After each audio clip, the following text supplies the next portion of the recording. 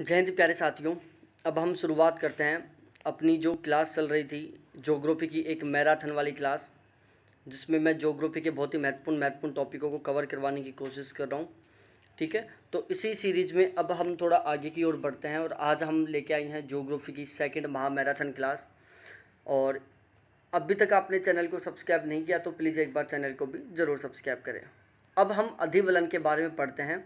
दोनों भुजा समान रूप से झुकी हुई, एक भुजा ज़्यादा तीव्र एवं एक भुजा कम तीव्र। ठीक है, इस तरीके से एक ज़्यादा झुकी हुई होती है, एक कम झुकी हुई होती है, इस तरीके से हम बोल सकते हैं। ठीक है ना, एक ज़्यादा झुकी हुई है, एक कम झुकी हुई है। तो अधिवलन क्या होता है कि जब दोनों भुजाएं समान रूप से झुकी हुई हों और तथा एक भुजा ज़्यादा तेज व एक भुजा ज़्यादा कम झुकी हुई हो। ठीक है ना, तो यहाँ पर ध्यान रखना समान रूप से नहीं आएगा, यहाँ पर होगा कि जब दोनों भुजाएं जिसमें से एक भुजा ज़्यादा तेज झुकी हुई हो और एक भुजा कम तेज झुकी हुई हो, तो इस तरीके का जो वलन बनता है उसको हम अधिवलन कहते हैं। अधिवलन का उदाहरण हमें जम्मू कश्मीर और पीर पंजाल में देखने को मिलता है। उसके बाद हम बात करते हैं सममित वलन। सममित वलन का मतलब देखो, अधिवलन का मतलब होता है जब एक भुजा ज़्यादा एक भुजा कम झुकी हुई होती है। सममित का मतलब होता है समान, कि जब दोनों भुजाएं समान रूप से झुकी हुई हों तो उसको हम सममित वलन कहते हैं, जो कि हमें जूरा पर्वत कहाँ पर है, स्विट्जरलैंड में है, वहाँ पर देखने को मिलता है। ठीक है, उसके बाद हम बात करें रिफ्ट घाटी, जो कि अफ्रीका में देखने को मिलती है। पूर्वी अफ्रीका से लाल सागर तक फैली हुई है। जो रिफ्ट घाटी है वो अफ्रीका में है, जो कि पूर्वी अफ्रीका से लाल सागर तक फैली हुई है। किलिमंजारो एक मृत ज्वालामुखी है जो कि तंजानिया में है। कोटापैक्सी इक्वेडोर का एक सक्रिय ज्वालामुखी है। मोनालोआ हवाई द्वीप का एक सक्रिय ज्वालामुखी है। माउंट कैमरून अफ्रीका का सक्रिय ज्वालामुखी है। इरेबस अंटार्कटिका का सक्रिय ज्वालामुखी है। हैक्ला एवं लोकी आइसलैंड के सक्रिय ज्वालामुखी है। स्ट्रोम्बोली जो कि इटली के लिपारी द्वीप में एक सक्रिय ज्वालामुखी है। चिम्बाराजो इक्वेडोर में है जो कि एक सक्रिय ज्वालामुखी है। माउंट ताल फिलीपींस में है जो कि एक सक्रिय ज्वालामुखी है। सेंट हेलेना अमेरिका में है जो कि एक सक्रिय ज्वालामुखी है। और पोपा जो कि म्यांमार में है, एक सक्रिय ज्वालामुखी है। ठीक है, अब हम बात करते हैं गिरवाखंड। देखो, गिरवाखंड को नापे भी कहते हैं। क्या कहते हैं? गिरवाखंड को नापे भी कहते हैं। अब गिरवाखंड या नापे क्या होता है, अब मैं समझाता हूँ। देखो, चट्टानों के बीच में क्या होता है, संपीड़न होता है। संपीड़न में क्या होती हैं, दो चट्टानें एक दूसरे की ओर गति करती हैं। ठीक है, जब दो चट्टानें एक दूसरे की ओर गति करेंगी तो क्या होगा, इसके जो बीच का भाग है उसमें क्या होगा, मोड़ तोड़ होगा। भाई, जब दो चट्टानें एक दूसरे की ओर गति कर रही हैं तो इनका जो बीच का भाग है वो क्या होगा, इस तरीके से ऊपर नीचे की ओर निकलेगा।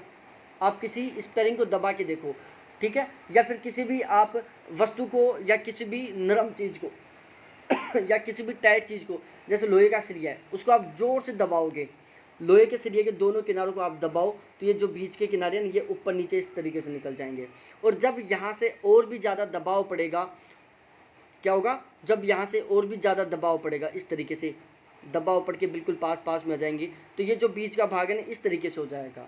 तो जब बहुत ज़्यादा दबाव पड़ेगा तो ये जो बीच का भाग है इसका एक टुकड़ा टूटकर कई हजार किलोमीटर दूर जाकर किसी दूसरी चट्टान के ऊपर क्या हो जाएगा, आरोपित हो जाएगा। ठीक है, कि जब बहुत अधिक संपीड़न होता है तो अधिक संपीड़न के कारण चट्टान का अधिवलित भाग या चट्टान का संपीड़ित भाग टूटकर कुछ हजारों किलोमीटर दूर, हजारों किलोमीटर भी हो सकता है, सैकड़ों किलोमीटर भी दूर हो सकता है, सैकड़ों किलोमीटर दूर जाकर किसी दूसरी चट्टान पर आरोपित हो जाता है तो उसको हम क्या कहते हैं, गिरवाखंड कहते हैं, नापे कहते हैं, जो कि हमें कश्मीर में हिमालय पर्वत में देखने को मिलता है। तो जो कश्मीर घाटी है वो गिरवाखंड या नापे का एग्जाम्पल है, जो कि हमें हिमालय में देखने को मिलता है। उसके बाद भ्रंश तल, वह तल जिसके सारे संचलन होने से चट्टानों का स्थानांतरण होता है। देखो, भ्रंश तल क्या होता है, ये एक तल है और इस तल के सारे क्या हो रही है, चट्टानें एक दूसरे के विपरीत दिशा में गति कर रही हैं। ठीक है, तो एक ऐसा तल जिसके सारे चट्टानों का स्थानांतरण होता है उसको हम क्या कहते हैं, भ्रंश तल कहते हैं। तो इसको हम क्या कहेंगे, भ्रंश तल कहेंगे। भाई आप बोलोगे कि सर ये इसको क्या कहते हैं बताओ, इस वाली कंडीशन को क्या कहते हैं हम, अभिसरित कहते हैं, इसको कहते हैं हम अपसरण की कंडीशन। लेकिन ध्यान रखना, अपसरण की कंडीशन हो रही है इसमें तो डायरेक्टली आपको भ्रंश तल के बारे में पता चल गया। अब आप सोचोगे कि सर जो अभिसरण की स्थिति होती है क्या उसमें भी भ्रंश तल होता है? भाई ये चट्टान इस साइड में क्या हो रही है, खिसक रही है, तो इस वाली डायरेक्शन में तो क्या हो रहा है, अभिसरण हो रहा है। लेकिन इस किनारे वाले भाग में क्या हो रहा है, अपसरण हो रहा है, क्योंकि इसकी जो पीछे वाली चट्टान है उससे क्या हो रही है, ये दूर होती जा रही है। समझ में आ गया? तो वह सतह जिसके सारे संचलन होने से चट्टानों का स्थानांतरण होता है उसको हम भ्रंश तल कहते हैं। भ्रंश नति, भ्रंश तथा क्षैतिज तल के बीच का कोण क्या कहलाता है, भ्रंश नति कहलाता है। ये क्या है, क्षैतिज तल है, ये क्या है, भ्रंश है। इन दोनों के बीच का जो कोण है उसको हम भ्रंश नति कहते हैं। शीर्ष भित्ति क्या होती है, भ्रंश की ऊपरी दीवार को हम शीर्ष भित्ति कहते हैं। पाद भित्ति क्या होता है, भ्रंश की जो निचली दीवार है, भ्रंश की जो नीचे वाली दीवार है उसको हम पाद भ्रंश कहते हैं। स्लिप, स्लिप क्या होता है कि भ्रंश के सहारे होने वाले सापेक्ष गति को, भ्रंश के सहारे होने वाली सापेक्ष गति को हम स्लिप कहते हैं। चट्टानी संरचना में होने वाले कुल ऊर्ध्वाधर विस्थापन को, चट्टानी संरचना में होने वाले ऊर्ध्वाधरी विस्थापन को क्या कहते हैं हम, थ्रो कहते हैं। क्या कहते हैं, थ्रो कहते हैं। उसके बाद यदि मैं बात करूं हीव क्या होता है, जब भ्रंश झुका हो तो पार्श्विक विस्थापन होता है। जब भ्रंश के बीच में पार्श्विक विस्थापन होता है तो उसको हम हीव कहते हैं। भ्रंश तल के सारे ऊर्ध्व के साथ कोण, जब भ्रंश का हम ऊर्ध्व के साथ कोण निकालते हैं तो उसको हम हेज कहते हैं। ठीक है, ये सारी बातें आपको समझ में आ गई। असममित वलन, जब एक भुजा कम और एक भुजा ज़्यादा झुकी हुई होती है तो उसको हम असममित वलन कहते हैं। जब एक भुजा ज़्यादा झुकी हुई है, सॉरी मैंने आपको स्टार्ट में गलत बात बता दी थी आपको, ठीक है। स्टार्ट में मैंने आपको जो अधिवलन बताया था ना, अधिवलन मैंने गलत बता दिया था। अधिवलन में क्या होता है, बहुत ही ज़्यादा संपीड़न होता है, बहुत ही ज़्यादा क्या होता है, संपीड़न होता है। इसमें बहुत ही ज़्यादा डिग्री का कोण बनता है, ठीक है। तो असममित वलन, सम्मित वलन में क्या होता है, दोनों भुजाएं समान तरीके से झुकी हुई होती हैं। असममित वलन में क्या होता है, दोनों भुजाएं असमान तरीके से झुकी हुई होती हैं। उसके बाद हम बात करें, असमान का मतलब होता है एक भुजा ज़्यादा व एक भुजा कम। एक नत वलन, एक भुजा बिल्कुल खड़ी होती है तथा दूसरी भुजा सामान्य झुकाव या ढाल वाली होती है। तो एक नत वलन क्या होता है कि जब एक भुजा तो क्या हो रही है, बिल्कुल सीधी खड़ी हुई है, जबकि दूसरी भुजा क्या है, सामान्य झुकाव या ढाल के साथ खड़ी हुई है। ठीक है, जब एक भुजा बिल्कुल सीधी खड़ी हुई है और दूसरी भुजा क्या है, सामान्य झुकाव के साथ है, सामान्य ढाल के साथ है, तो इसको हम क्या कहेंगे, एक नत वलन कहेंगे। उसके बाद समनत वलन, जब भुजाएं दोनों समान रूप से झुकी हुई होती हैं, दोनों भुजाएं समान रूप से झुककर एक दूसरे के समानांतर हो जाती हैं तो उसको हम समनत वलन कहते हैं। ठीक है, उसके बाद आता है देखो अधिक्षिप्त वलन, जिसको हम अधिवलन भी कहते हैं। अधिक्षिप्त वलन कह दो चाहे अधिवलन कह दो, अधिक संपीड़न की वजह से भुजा एक दूसरे के ऊपर चढ़ती हुई नजर आती हैं। जब बहुत अधिक संपीड़न होता है, जब बहुत अधिक संपीड़न होता है तो इस कंडीशन में क्या होती है, एक भुजा है वो दूसरी भुजा के ऊपर चढ़ी हुई नजर आती है। ठीक है, इस तरीके से चढ़ी हुई नजर आती है, तो इसको हम क्या कहते हैं, अधिक्षिप्त वलन कहते हैं या अधिवलन कहते हैं। उसके बाद होता है परिवलित या श्यान वलन। अत्यधिक तीव्र संचलन के कारण जब वलन की दोनों भुजाएं समानांतर के साथ साथ क्षैतिज भी हो जाती हैं, पूरा वलन धरातल पर लेटा हुआ प्रतीत होता है। ठीक है, अब आपको ध्यान रखना है, श्यान वलन में क्या होता है, दोनों भुजाएं एक तरीके से सोई हुई कंडीशन में होती हैं। तो अत्यधिक तीव्र संचलन के कारण जब वलन की दोनों भुजाएं समानांतर के साथ साथ क्षैतिज भी हो जाती हैं, इस तरीके से बिल्कुल क्षैतिज हो जाती हैं, तो पूरा वलन क्या होता है, धरातल पर लेटा हुआ प्रतीत होता है, जिसको हम परिवलित या श्यान वलन कहते हैं। ठीक है, प्रतिवलन, अत्यधिक संपीड़न के कारण एक भुजा दूसरी भुजा पर उलट जाती है। बहुत ज़्यादा जब संपीड़न हो जाता है तो एक भुजा क्या होती है, दूसरी भुजा पर क्या हो जाती है, उलट जाती है। तो इस वाली कंडीशन को भाई यहाँ पर बहुत ज़्यादा संपीड़न हो रहा है, यहाँ पर बहुत ज़्यादा संपीड़न हो रहा है, जिसकी वजह से क्या हो रही है, एक भुजा दूसरी भुजा के ऊपर चढ़ चुकी है। तो इसको हम क्या कहते हैं, प्रतिवलन कहते हैं। समझ में आ गई बातें। असम में ब्रह्मपुत्र नदी रैंप वैली में बहती है। ध्यान रखना, आसाम के अंदर जो ब्रह्मपुत्र नदी है वो रैंप वैली में बहती है। अमेरिका की जो डेथ वैली है, अमेरिका की जो मरत घाटी है, और एशिया का जो मरत सागर है। ध्यान रखना, ब्रह्मपुत्र नदी आसाम में रैंप वैली में बहती है, रैंप घाटी में बहती है। अमेरिका की जो मरत घाटी है, इसके अलावा एशिया का जो मरत सागर है, ये दोनों के दोनों किस में है, रिफ्ट वैली में है, भ्रंश घाटी में है। उसके बाद हम पढ़ते हैं कॉन्टिनेंटल ड्रिफ्ट थ्योरी, महाद्वीपीय विस्थापन का सिद्धांत। ठीक है, जो महाद्वीपीय विस्थापन का सिद्धांत है जिसको हम कॉन्टिनेंटल ड्रिफ्ट थ्योरी बोलते हैं। ठीक है, कॉन्टिनेंटल ड्रिफ्ट थ्योरी सबसे पहले 1908 में टेलर मोदे द्वारा दी गई थी। उसके बाद 1912 में वैगनर मोदे ने दी थी, और वैगनर के सिद्धांत के पक्ष में कुछ विचार रखे थे। वैगनर मोदे ने जो कॉन्टिनेंटल ड्रिफ्ट थ्योरी थी उसके पक्ष में कुछ विचार रखे थे। अब विचार कौन कौन से थे? सबसे पहला विचार था साम्य स्थापन का, दूसरा था भूवैज्ञानिक समानता का, तीसरा था वलित पर्वतों का निर्माण, चौथा था पूरा जलवायु प्रमाण, पांचवा था पूरा जीवाश्मी प्रमाण, छठा था जंतुओं का व्यवहार, सातवां था विश्व के कोयले का विघटन। ठीक है, तो वैगनर मोदे ने जब 1912 में कॉन्टिनेंटल ड्रिफ्ट थ्योरी का प्रतिपादन किया था, उस समय उन्होंने महाद्वीपों के विस्थापन के समक्ष टोटल 7 प्रमाण रखे थे, टोटल 7 विचार रखे थे महाद्वीपों के विस्थापन के संबंध में, और वो 7 के 7 ये विचार हैं। उसके बाद प्लेट टेक्टोनिक, प्लेट विवर्तनिकी का जो सिद्धांत है 1962 में हैरी हेसमोदे द्वारा दिया गया था। ठीक है, भ्रंश कगार, भ्रंश के कारण स्थलीय सतह पर निर्मित खड़े ढाल वाले किनारे को भ्रंश कगार कहते हैं। भ्रंश के कारण स्थलीय सतह पर निर्मित खड़े ढाल वाले किनारे को हम भ्रंश कगार कहते हैं। सामान्य भ्रंश में क्या होता है, दो चट्टानें एक दूसरे की विपरीत दिशा में गति करती हैं। विपरीत उत्क्रम या व्युत्क्रम भ्रंश क्या होता है, जब दो भ्रंश एक दूसरे की ओर गति करते हैं। तो जब दो भ्रंश एक दूसरे से विपरीत दिशा में गति करते हैं तो उसको हम सामान्य भ्रंश कहते हैं, और जब दो भ्रंश एक दूसरे की ओर गति करते हैं तो उसको हम व्युत्क्रम, उत्क्रम या विपरीत भ्रंश कहते हैं। पार्श्वी, नतिलंबी या फिर विदारण भ्रंश, दो विपरीत दिशाओं से दबाव आने के कारण दोनों ओर के भूखंड भ्रंश तल के सारे ऊपर उठने या नीचे धंसने के बजाय क्षैतिज दिशा में आगे पीछे खिसकते हैं। पार्श्वीय, नतिलंब या विदारण भ्रंश क्या होता है? ठीक है, पार्श्वीय भ्रंश कह दो, चाहे नीतिलंबी भ्रंश कह दो, चाहे विदारण कह दो। ठीक है, दो विपरीत दिशाओं से दबाव आने के कारण, दो विपरीत दिशाओं से दबाव आने के कारण दोनों ओर के भूखंड भ्रंश तल के सारे ऊपर उठने या नीचे धंसने की बजाय क्या करते हैं, क्षैतिज दिशा में आगे पीछे की ओर खिसक जाते हैं। ठीक है, जब भ्रंश आगे पीछे की ओर इस तरीके से खिसक जाते हैं,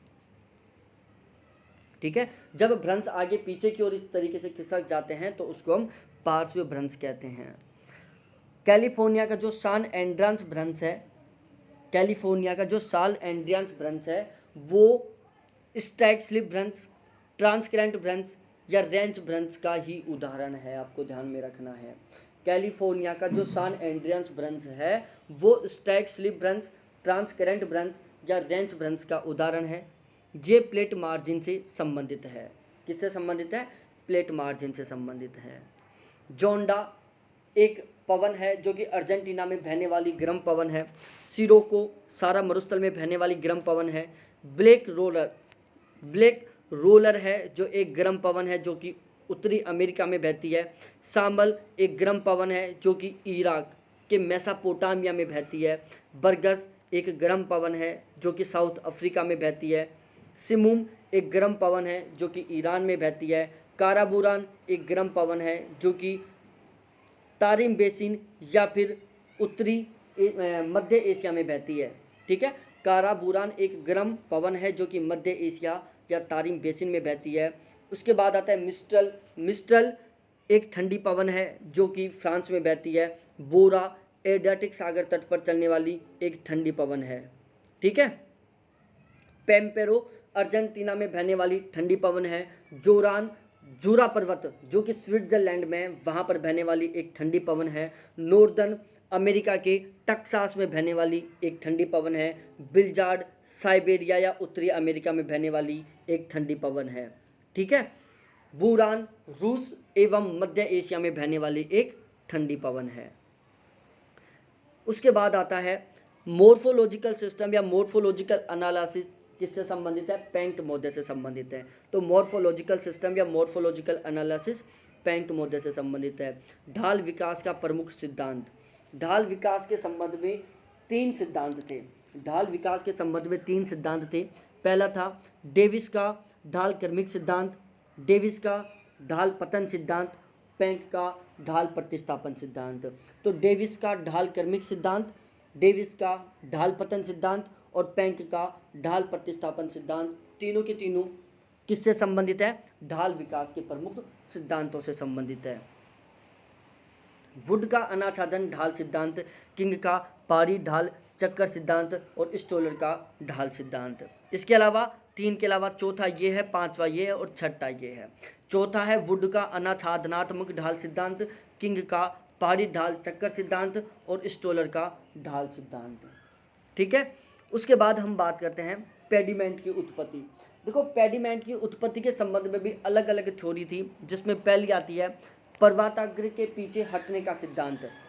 पेडिमेंट की उत्पत्ति के संबंध में कुछ थ्योरी थी, कुछ सिद्धांत थे जो अलग अलग विद्वानों द्वारा दिए गए थे। जैसे पर्वताग्र के पीछे हटने का सिद्धांत लॉसन महोदय द्वारा दिया गया था। चादरी बाड़ सिद्धांत मैगी महोदय द्वारा दिया गया था। पार्श्विक अपर्दन सिद्धांत गिलबर्ट महोदय द्वारा दिया गया था। अपर्दन चक्र की संकल्पना या अपर्दन चक्र का सिद्धांत जे.सी. पुग महोदय द्वारा दिया गया था, ठीक है। तो ये 4 सिद्धांत हैं जो किससे संबंधित है? पेडिमेंट की उत्पत्ति से संबंधित सिद्धांत है। तो पेडिमेंट की उत्पत्ति के संबंधित कितने सिद्धांत हैं? 4। चारों को आपको अच्छे से याद करना है। एल नीनो एवं दक्षिणी दोलन के संयुक्त प्रभाव को ENSO कहते हैं। एल नीनो और दक्षिणी दोलन दोनों के संयुक्त प्रभाव को हम क्या कहते हैं? ENSO कहते हैं। भाई साहब यहाँ पर बरसात हो रही है अच्छी खासी, आज आपको भी आवाज़ सुनाई दे रही बरसात की। बरसात आनी चाहिए यार, ठंडा मौसम होगा।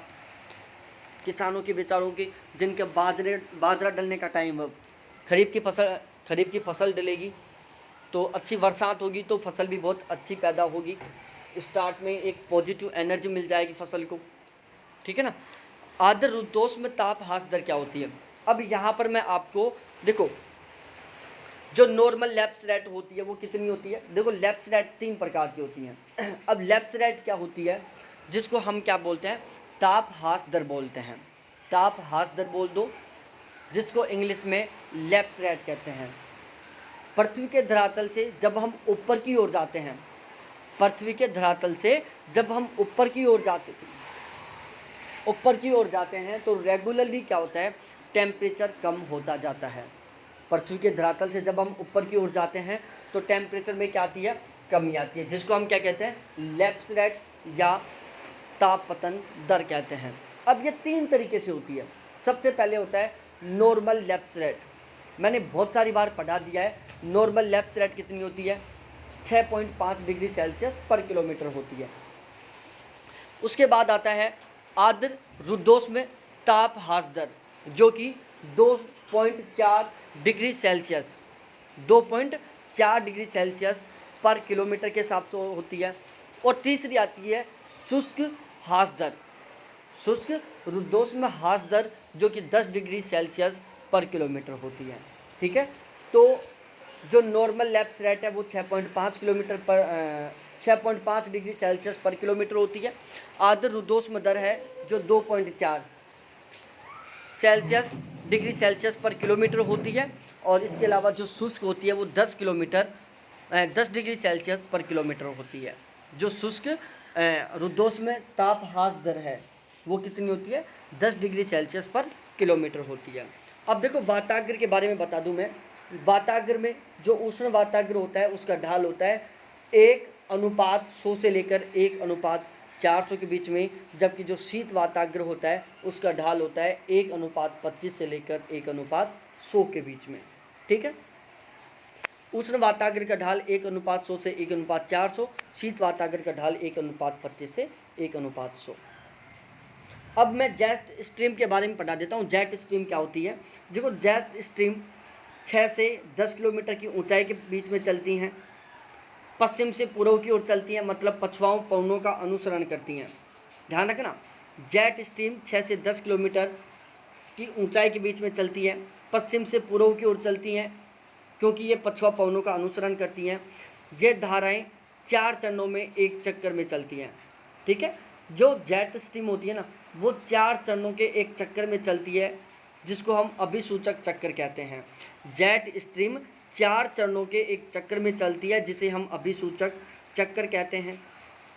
जो जेट स्ट्रीम होती है उसकी सबसे तेज़ गति होती है 10 से 13 किलोमीटर के बीच में।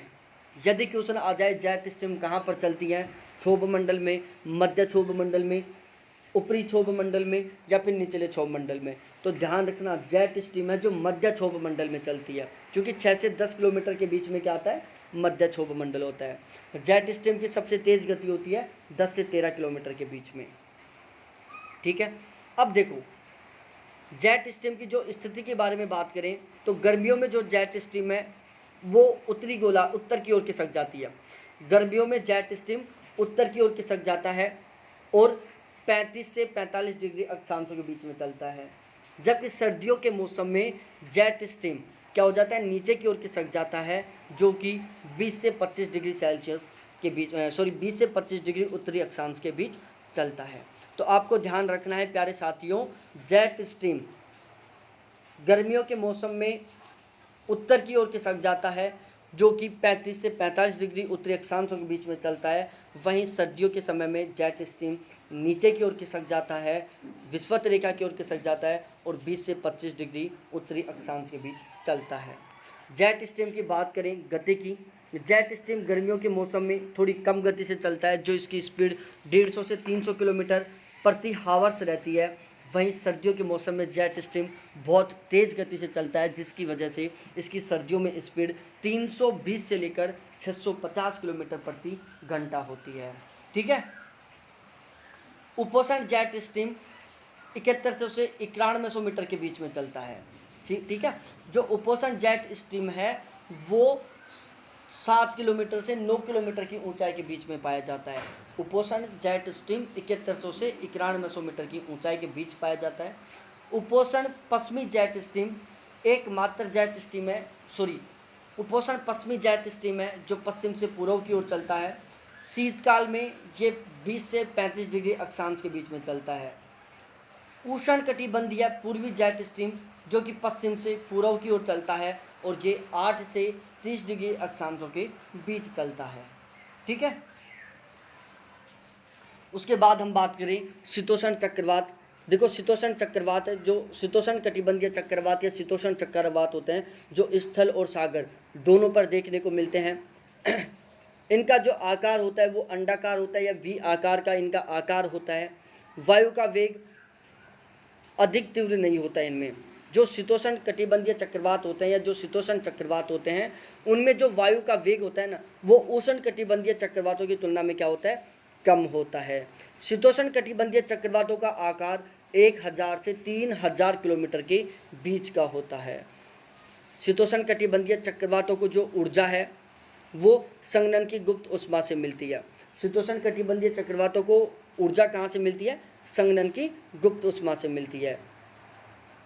शीतोष्ण कटिबंधीय चक्रवातों का जन्म बैरोक्लिनिक वायुमंडल के द्वारा होता है। किससे, बैरोक्लिनिक वायुमंडल से संबंधित है। तो शीतोष्ण कटिबंधीय चक्रवातों का जन्म किससे संबंधित है, बैरोक्लिनिक वायुमंडल से संबंधित है।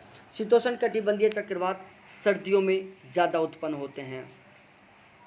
इनमें 2 वाताग्र पाए जाते हैं। शीतोष्ण कटिबंध में विकसित होते हैं ये, वायु की दिशा वाताग्रों के साथ बदलती जाती है। ठीक है, तो शीतोष्ण कटिबंधीय चक्रवात सामान्यतः शीतोष्ण कटिबंधीय क्षेत्रों में पाए जाते हैं। इनमें 2 वाताग्र पाए जाते हैं। वायु की दिशा है जो वाताग्रों के साथ साथ बदलती जाती है। उसके बाद मैं बात करता हूँ उष्णकटिबंधीय चक्रवात। उष्णकटिबंधीय चक्रवात आपको केवल और केवल समुद्रों पर देखने को मिलेंगे।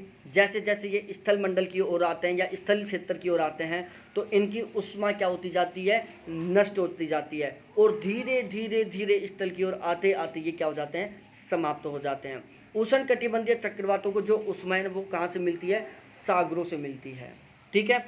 उष्णकटिबंधीय चक्रवातों का जो आकार है वो वर्ताकार होता है। इनमें जो वायु का वेग होता है वो 150 किलोमीटर प्रति घंटा होता है। इनका जो आकार है वो 500 से 800 किलोमीटर के बीच में होता है। तो ध्यान रखना, आकार की दृष्टि से शीतोष्णकटिबंधीय चक्रवात बड़े होते हैं, उष्णकटिबंधीय चक्रवात छोटे होते हैं। ऊर्जा का प्रधान स्रोत वायु राशियों के बीच ताप एवं आर्द्रता का अंतर होता है। देखो, उष्णकटिबंधीय चक्रवात और शीतोष्णकटिबंधीय चक्रवात, शीतोष्णकटिबंधीय चक्रवातों में जो उष्मा है वो संघनन की गुप्त उष्मा से इनको ऊर्जा मिलती है। वहीं उष्णकटिबंधीय चक्रवातों में जो ऊर्जा है वो कहाँ से मिलती है, वायु राशियों के बीच में जो तापमान और आर्द्रता का अंतर होता है उससे मिलती है। शीतोष्णकटिबंधीय चक्रवातों का जन्म बैरोक्लिनिकल वायुमंडल में होता है, वहीं उष्णकटिबंधीय चक्रवातों का जन्म बैरोट्रोपिक वायुमंडल में होता है। ठीक है, आकार में भी अंतर पढ़ लेना। ठीक है, इस तरीके से इन दोनों में अंतर देख लेना भाई लोगों। ठीक है, उष्णकटिबंधीय चक्रवात होते हैं जो शीतोष्णकटिबंधीय चक्रवातों की तुलना में क्या चलते हैं, तेज चलते हैं। उष्णकटिबंधीय चक्रवातों की गति 150 किलोमीटर प्रति हावर्स होती है, जबकि शीतोष्णकटिबंधीय चक्रवातों की जो गति होती है वो ऑलमोस्ट 32 से 40 किलोमीटर प्रति घंटा होती है। ठीक है, उसके बाद हम बात करें, शीतोष्णकटिबंधीय चक्रवात सर्दियों में उत्पन्न होते हैं, उष्णकटिबंधीय चक्रवात गर्मियों में उत्पन्न होते हैं। उष्णकटिबंधीय चक्रवातों में वाताग्र का अभाव पाया जाता है, शीतोष्णकटिबंधीय चक्रवातों में वाताग्र पाए जाते हैं और वो भी 2 वाताग्र पाए जाते हैं। उष्णकटिबंधीय चक्रवात उष्णकटिबंधीय क्षेत्रों में विकसित होते हैं। पवन एक चक्राकार मार्ग से गति करती है। जो उष्णकटिबंधीय चक्रवात होते हैं उनमें वायु एक चक्राकार मार्ग से गति करती है, वहीं शीतोष्णकटिबंधीय चक्रवातों में जो वायु की दिशा होती है वो वाताग्रों के साथ बदलती रहती है। ठीक है, अब हम बात करें जलवायु के बारे में। देखो,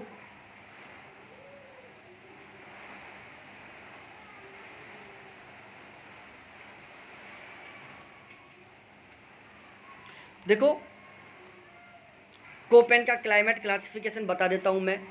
तापमान तथा वर्षा की मासिक, वार्षिक, औसत एवं मौसमी वितरण पर आधारित है। ठीक है, कोपेन का जो क्लाइमेट क्लासिफिकेशन था, कोपेन महोदय ने अपना पहला क्लाइमेट क्लासिफिकेशन किया था 1918 में। कोपेन महोदय ने अपना पहला जलवायु वर्गीकरण कब किया था, 1918 में किया था। किस आधार पर किया था, तापमान और वर्षा की मासिक, वार्षिक, औसत एवं मौसमी वितरण पर आधारित था। तो कोपेन महोदय का जो 1918 का क्लाइमेट क्लासिफिकेशन था वो तापमान तथा वर्षा के मासिक, वार्षिक, औसत एवं मौसमी वितरण पर आधारित था, जो कि 1918 में दिया गया था। उसके बाद कोपेन महोदय ने अपना जो क्लाइमेट क्लासिफिकेशन था उसमें संशोधन किया 1931 में, जिसको हम गरंडरीज डेर क्लाइमाकुंडे बोलते हैं। गरंडरीज डेर क्लाइमाकुंडे बोलते हैं। गरंडरीज डेर क्लाइमाकुंडे कहते हैं। गरंडरीज क्लाइमाकुंडे, गरंडरीज डेर क्लाइमाकुंडे, ये शब्द क्या है, कई बार मेरे को याद नहीं हो पाता। ठीक है, तो गरंडरीज डेर क्लाइमाकुंडे। तो कोपेन का जो दूसरा जलवायु वर्गीकरण था, कोपेन के जलवायु वर्गीकरण का जो दूसरा संशोधन था, दूसरा मॉडिफिकेशन था, जो 1931 में किया गया था, उसको किस नाम से जानते हैं, तो कोपेन महोदय का जो 1931 का मॉडिफाइड, सेकेंड टाइम मॉडिफाई जो क्लाइमेट क्लासिफिकेशन है उसको क्या बोलते हैं, गरंडरीज डेर क्लाइमाकुंडे कहते हैं। 1953 में कोपेन महोदय ने अपने क्लाइमेट क्लासिफिकेशन में तीसरा मॉडिफिकेशन किया, तीसरा संशोधन किया। ठीक है, कोपेन महोदय ने अपने क्लाइमेट क्लासिफिकेशन में तीसरा संशोधन किया था 1953 में, जिसे कोपेन गीगरपाल वर्गीकरण कहते हैं। ठीक है, तो कोपेन मोदे ने पहला 1918 में किया, दूसरा 1931 में किया, तीसरा 1953 में किया। 1931 वाले क्लाइमेट क्लासिफिकेशन को क्या कहते हैं आपको बताना है, क्लाइमाकुंडे। ठीक है, गीग्रेडेज डेर क्लाइमोकुंडे कहते हैं, ग्रेंडेड्रीज डेर क्लाइमोकुंडे कहते हैं। 1953 में जो कोपेन का क्लाइमेट क्लासिफिकेशन था, जिसको कोपेन गीगरपाल वर्गीकरण कहते हैं, और 1953 का जो इनका वर्गीकरण था, जिसको हम कोपेन गीगरपाल वर्गीकरण कहते हैं, वो मात्रात्मक एवं आनुभविक आंकड़ों पर आधारित था। किस प्रकार का था? मात्रात्मक एवं आनुभविक तरीके का था। तो कोपेन मोदे का जो 1953 में किया गया क्लाइमेट क्लासिफिकेशन, जिसको हम कोपेन गीगरपाल का वर्गीकरण कहते हैं, वो किस प्रकृति का था? मात्रात्मक और आनुभविक प्रकृति का था।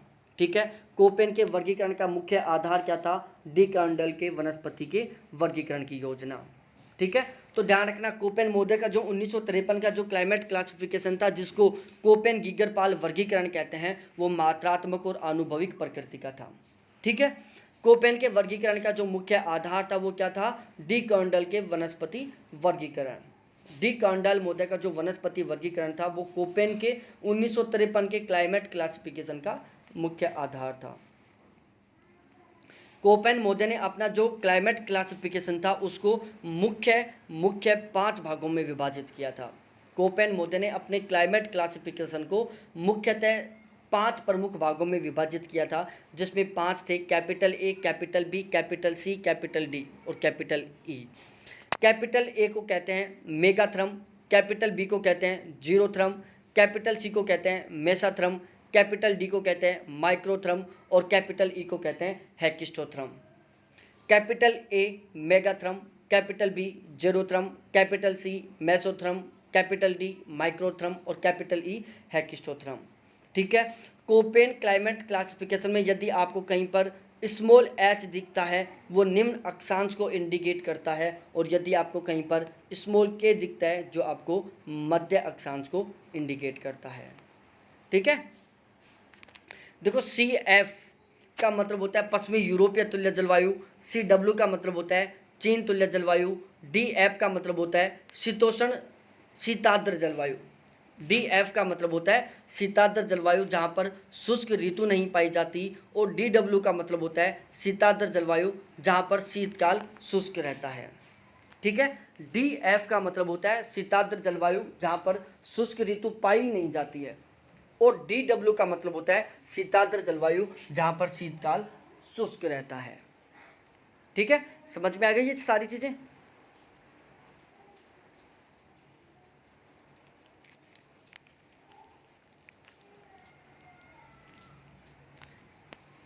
अब एक बार पढ़ लेते हैं हम थॉर्नवेट का क्लाइमेट क्लासिफिकेशन। थॉर्नवेट कहाँ के थे? अमेरिका के थे। उन्होंने अपना जलवायु वर्गीकरण टोटल 2 बार किया, एक बार 1931 में, उसके बाद 1948 में। थॉर्नवेट मोदे ने, जो कि अमेरिका के थे, उन्होंने अपना क्लाइमेट क्लासिफिकेशन पहला दिया 1931 में, फिर उसको मॉडिफिकेशन किया 1948 में। कोपेन के वर्गीकरण से संबंधित है। जो थॉर्नवेट का 1931 का जो क्लाइमेट क्लासिफिकेशन है, वो कोपेन के क्लाइमेट क्लासिफिकेशन से संबंध रखता है, गहरा संबंध रखता है। ठीक है, इसके बाद थॉर्नवेट का जो 1931 का जो क्लाइमेट क्लासिफिकेशन है, वो कोपेन के क्लाइमेट क्लासिफिकेशन से गहरा संबंध रखता है। 1931 का इनका जो क्लाइमेट क्लासिफिकेशन है, वो वर्षण प्रभाविता तापीय दक्षता पर आधारित है। किस पर आधारित है? वर्षण प्रभाविता व तापीय दक्षता पर आधारित है। इन्होंने एक फॉर्मूला दिया था, P/E बराबर 11.5 कोष्टक R/T-10 की घात 10/9।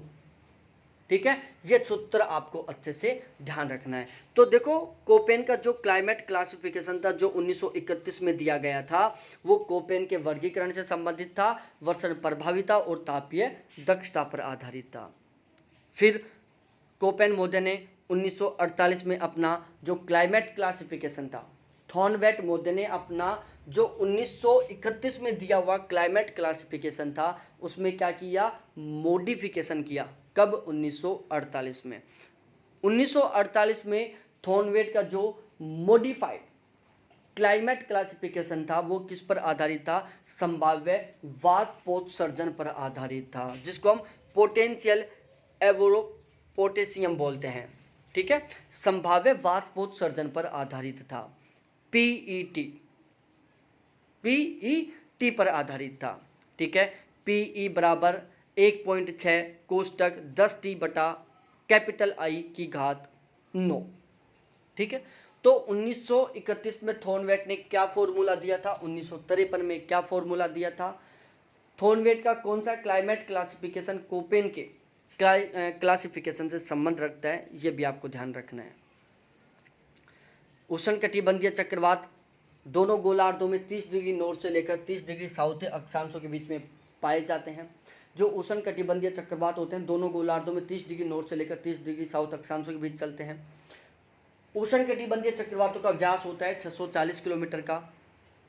उष्णकटिबंधीय चक्रवात होते हैं जो उत्तरी गोलार्ध में एंटी क्लॉकवाइज चलते हैं और दक्षिणी गोलार्ध में क्या करते हैं? क्लॉकवाइज चलते हैं।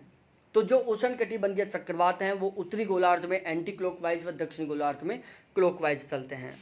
उष्णकटिबंधीय चक्रवातों की जो स्पीड है इसको 3 भागों में डिवाइड किया गया। उष्णकटिबंधीय चक्रवातों को इनकी स्पीड के आधार पर 3 भागों में डिवाइड कर दिया गया। सबसे पहला होता है क्षीण चक्रवात, जिनकी स्पीड 32 किलोमीटर प्रति घंटा होती है, सबसे कम। फिर आता है हरिकेन, जिसकी स्पीड 120 किलोमीटर प्रति घंटा होती है। और फिर आता है सुपर साइक्लोन, जिसकी स्पीड 200 किलोमीटर प्रति घंटा होती है। ठीक है,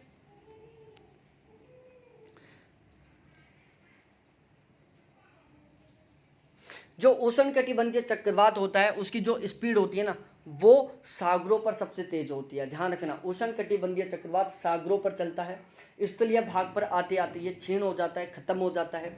उष्णकटिबंधीय चक्रवात की सबसे तेज स्पीड सागरों पर होती है, तटीय भाग पर यह सबसे ज़्यादा नुकसान पहुंचाता है। क्वेश्चन आ जाए कि निम्नलिखित में से कौन सा चक्रवात तटीय क्षेत्रों पर सर्वाधिक नुकसान करता है, तो वो होता है उष्णकटिबंधीय चक्रवात। ठीक है, महाद्वीपों के आंतरिक भाग में जैसे जैसे उष्णकटिबंधीय चक्रवात सागरों से स्थल भाग की ओर आता है तो इसकी स्पीड कम होती जाती है और स्थलीय भाग पर आते आते इसकी स्पीड बहुत ही कम हो जाती है। ठीक है, उष्णकटिबंधीय चक्रवात के प्रत्येक भाग में बरसात होती है। उष्णकटिबंधीय चक्रवात सदैव गतिशील नहीं होता, ये कभी कभी एक जगह पर स्थिर भी हो जाता है। ठीक है, उष्णकटिबंधीय चक्रवात सदैव गतिशील नहीं होता, कभी कभी ये एक ही स्थान पर स्थिर भी हो जाता है। इसके प्रत्येक भाग में बरसात होती है। समदाब और समताप रेखाएं इसमें वर्ताकार होती हैं। ठीक है, उष्णकटिबंधीय चक्रवात में समताप और समदाब रेखाएं वर्ताकार होती हैं। ग्रीष्म काल में ये बहुत ज़्यादा एक्टिव रहता है। उष्णकटिबंधीय चक्रवात है जो ग्रीष्म काल में एक्टिव रहता है, शीतकाल में ये समाप्त हो जाता है, शीतकाल में ये दिखाई नहीं देता है। ठीक है, एल्बेट्रोस पठार प्रशांत महासागर या पूर्वी प्रशांत महासागर में है। एल्बेट्रोस पठार कहाँ पर है? पूर्वी प्रशांत महासागर में। उष्णकटिबंधीय चक्रवात, जो उष्णकटिबंधीय चक्रवात होते हैं ना उनमें कपासी वर्षी बादलों से बरसात होती है, बहुत ज़बरदस्त तरीके वाली बरसात होती है। तो उष्णकटिबंधीय चक्रवातों के द्वारा, उष्णकटिबंधीय चक्रवातों में किस प्रकार के बादलों के द्वारा बरसात होती है, तो वो होते हैं कपासी वर्षी बादल। तो उष्णकटिबंधीय चक्रवातों में कपासी वर्षी बादलों के द्वारा बरसात होती है, बहुत ज़बरदस्त बहुत तेज़ तरीके से बरसात होती है। उष्णकटिबंधीय चक्रवातों से सबसे ज़्यादा उड़ीसा, आंध्र प्रदेश और वेस्ट बंगाल प्रभावित होते हैं। अंतःसमुद्री कैनियन की उत्पत्ति से संबंधित कुछ सिद्धांत हैं। अंतःसमुद्री कैनियन की उत्पत्ति, पहला होता है भूपृष्ठीय अपरदन सिद्धांत जो डाना द्वारा दिया गया था। पंकिल तरंग का सिद्धांत जो कि डेली द्वारा दिया गया था। ठीक है, तो अंतःसमुद्री कैनियन की उत्पत्ति के संबंध में भूपृष्ठीय अपरदन सिद्धांत डाना ने दिया था, पंकिल तरंगों का सिद्धांत डेली ने दिया था।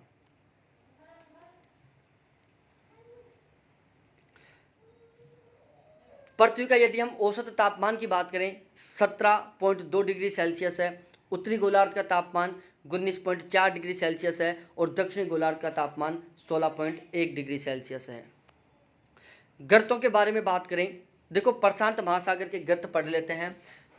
एल्यूसियन है, क्यूराइल है, जापान है, मिडानाओ है, मेरियाना है, टोंगा है और कर्माडेक है। ये सारे के सारे प्रशांत महासागर के गर्त हैं। उसके बाद हम बात करते हैं जावा ट्रेंच जो कि हिंद महासागर का गर्त है, प्यूर्टो रिको जो कि अटलांटिक महासागर का गर्त है। शुद्ध जल का अधिकतम घनत्व कितना होता है, कब होता है? शुद्ध जल का अधिकतम घनत्व कब होता है? -4 डिग्री सेल्सियस पर होता है। ठीक है, शुद्ध जल का अधिकतम घनत्व -4 डिग्री सेल्सियस पर होता है।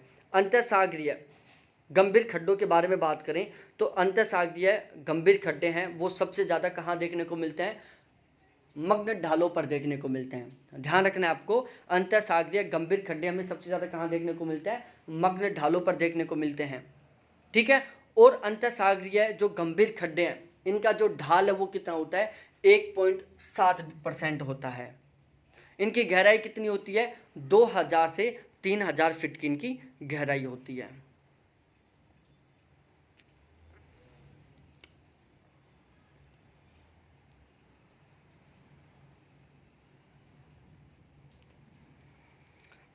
अब हम पढ़ते हैं दीर्घ ज्वार।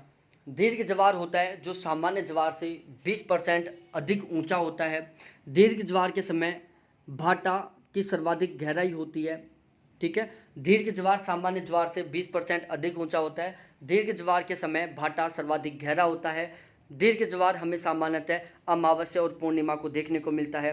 सर्वाधिक ऊंचा ज्वार फंडी की खाड़ी में आता है जो कि 16 मीटर ऊंचा होता है।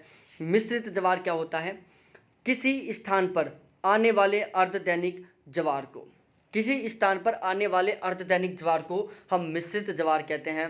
भूमध्य रेखीय ज्वार 0 डिग्री सेल्सियस या 0 डिग्री अक्षांश के ऊपर आता है। ठीक है, तो मिश्रित ज्वार किसी स्थान पर आने वाले अर्धदैनिक ज्वार को कहते हैं। भूमध्य रेखीय ज्वार 0 डिग्री अक्षांश पर आता है। अयनवर्तीय ज्वार 23.5 डिग्री नॉर्थ साउथ अक्षांशों के ठीक ऊपर आते हैं। ठीक है, अयनवर्तीय ज्वार, अयनवर्त कौन से होते हैं? आपसे मैं पूछूं अयनवर्त किसको कहेंगे तो 23 डिग्री नॉर्थ को उत्तरी अयनवर्त कहते हैं और 23 डिग्री साउथ को हम दक्षिणी अयनवर्त कहते हैं।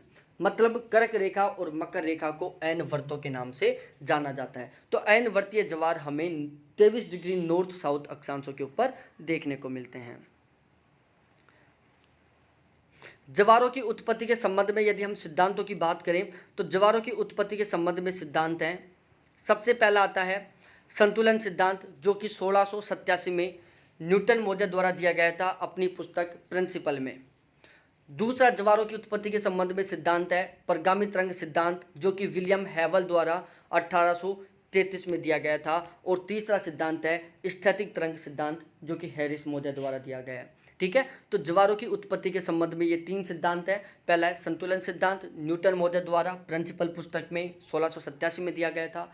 परगामी तरंग सिद्धांत 1833 में विलियम हैवल द्वारा दिया गया था। और स्थैतिक तरंग सिद्धांत हैरिस महोदय द्वारा दिया गया था। ठीक है, अब देखो जनसंख्या भूगोल को सर्वप्रथम स्वतंत्र शाखा के रूप में किसने प्रस्तुत किया था? टिवार्थ महोदय ने किया था। टिवार्थ महोदय ने एक किताब लिखी थी ज्योग्राफी ऑफ पॉपुलेशन। तो टिवार्थ महोदय ने अपनी किताब ज्योग्राफी ऑफ पॉपुलेशन में जनसंख्या भूगोल को सबसे पहले एक स्वतंत्र शाखा के रूप में प्रस्तुत किया था। वुड्स महोदय ने एक किताब लिखी पॉपुलेशन एनालिसिस इन ज्योग्राफी। तो पॉपुलेशन एनालिसिस इन ज्योग्राफी किसकी है? वुड्स की है। जनसंख्या का अध्ययन संपूर्ण भूगोल अध्ययन का केंद्र बिंदु है, किसने कहा था? टिवार्थ महोदय ने कहा था कि जनसंख्या का अध्ययन संपूर्ण भूगोल अध्ययन का केंद्र बिंदु है, टिवार्थ ने कहा था। पूर्वी एशिया, ठीक है, यह जनसंख्या का रेशियो है। ठीक है, देखो पूर्वी एशिया में विश्व की 27% जनसंख्या पाई जाती है। दक्षिणी एशिया में विश्व की 20% जनसंख्या पाई जाती है। यूरोपीय जनसमूह जो कि 40 डिग्री से 60 डिग्री उत्तरी अक्षांश के बीच में फैला हुआ है। और यदि हम बात करें यूरोपीय जनसमूह कहाँ फैला हुआ है? 40 डिग्री से 60 डिग्री उत्तरी अक्षांशों के बीच में फैला हुआ है। यूरोपीय जनसमूह में सर्वाधिक जनसंख्या कहाँ पाई जाती है? 45 से 55 डिग्री उत्तरी अक्षांशों के बीच पाई जाती है। ठीक है, तो यूरोपीय जनसमूह 40 से 60 डिग्री उत्तरी अक्षांशों के बीच में, यूरोपीय जनसमूह में सर्वाधिक जनसंख्या 45 से 55 डिग्री उत्तरी अक्षांशों के बीच में। ठीक है, और अब यहां से पढ़ेंगे हम कल की क्लास में। ठीक है, तो आज की क्लास कैसी लगी कमेंट सेक्शन में कमेंट करके ज़रूर बताना, और वीडियो को लाइक करना, शेयर करना, और बेल आइकन को ज़रूर दबा लेना, सब्सक्राइब भी ज़रूर कर लेना।